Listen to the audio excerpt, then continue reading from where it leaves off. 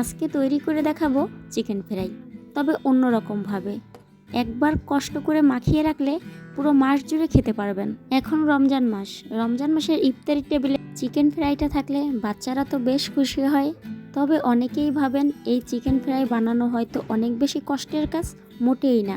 আজকের আমার এই রেসিপি ফলো করে যদি চিকেন ফ্রাইটা তৈরি করেন, তবে একদিন কষ্ট করলে সারা মাস জুড়ে কিন্তু খেতে পারবেন। অনেকে ভাবেন চিকেন ফ্রাই তৈরি করতে অনেক বেশি মশলার প্রয়োজন হয়, কিন্তু ঘরে থাকা উপকরণ দিয়েও কিন্তু চিকেন ফ্রাই রেডি করা যায়। এখন রমজান মাস, প্রতিদিন যদি চিকেন ফ্রাই তৈরি করে খেতে চান, তাহলে একদিন একটু কষ্ট করে রেখে দেবেন, প্রতিদিন খেতে পারবেন। তাহলে চলেন পুরো রেসিপিটা শুরু করা যাক। প্রথমেই আমি এখানে 1 কেজি ব্রয়লার মুরগি নিয়ে নিলাম। চিকেন ফ্রাইয়ের জন্য কিন্তু ব্রয়লার মুরগিটাই ভালো। মুরগির মাংসটা ভালোভাবে কেটে ধুয়ে নিলাম, তারপর পানিটা কিন্তু ঝরিয়ে এখন কিন্তু নিয়ে নিলাম।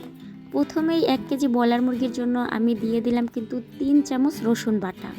রসুন বাটাটা সবসময় একটু বেশিই দেওয়া দরকার। তারপর দিয়ে দিলাম 2 চামচ আদা বাটা। এরপর দিয়ে দিলাম 1 চামচ ধনিয়ার গুঁড়া আর 1 চামচ দিয়ে দিলাম ভাজা জিরার গুঁড়া। এখন আমি দিয়ে দেব লাল মরিচের গুঁড়ো। ঝাল যেমন পছন্দ করেন আপনারা, ঠিক তেমনভাবেই কিন্তু দেবেন। আর চিকেন ফ্রাই একটু ঝাল ঝাল খেতেই কিন্তু বেশ ভালো লাগবে, তাই না?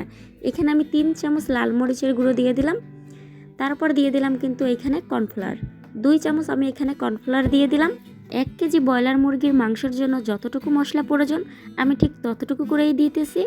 আপনারা যদি 1 কেজি ব্রয়লার মুরগির মাংস নেন, ঠিক একই পরিমাণের মশলা দিলেই চলবে। তারপর দিয়ে দিলাম 1 চামচ সাদা তিল আর 1 চামচ দিয়ে দিলাম কালো জিরা। এই দুটো মশলা না দিলেও হবে। তারপর দিয়ে দিলাম কিন্তু 1/2 চামচ বেকিং পাউডার বা বেকিং সোডা। এরপর দিয়ে দিলাম এখানে টমেটো সস। এখানে আমি কিন্তু 4 চামচ নিয়ে নিলাম টমেটো সস। টমেটো সসটা কিন্তু একটু বেশিই দিবেন। তারপর যেটা দিতে হবে সেটা তো ডিম। এখানে আমি 1 কেজি ব্রয়লার মুরগির মাংসের জন্য নিয়ে নিলাম 2টা ডিম। 2টা ডিম নিলেই কিন্তু যথেষ্ট।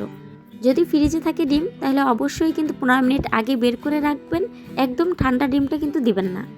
তারপর দিয়ে দিলাম কিন্তু এখানে সয়া সস 2 চামচ।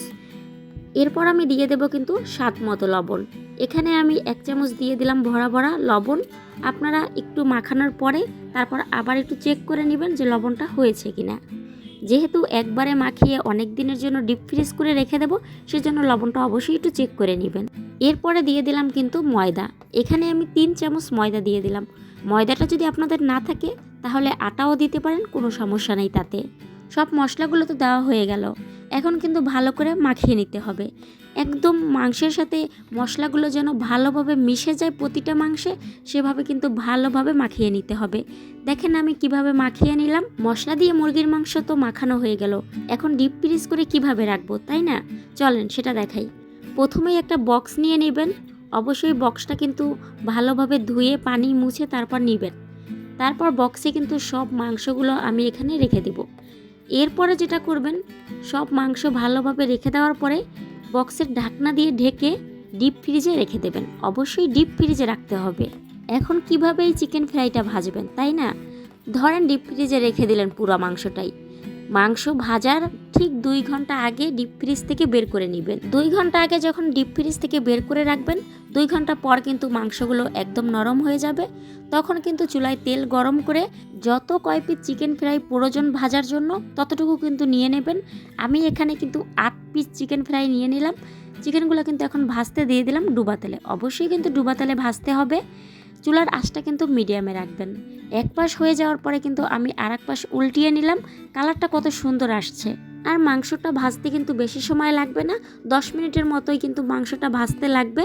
এভাবেই করে আমি চিকেন ফ্রাইগুলো কিন্তু ভেজে নিলাম। আজকের রেসিপিটা কেমন লাগলো অবশ্যই কিন্তু জানাবেন। প্রতিদিন কষ্ট না করে একদিন করেন।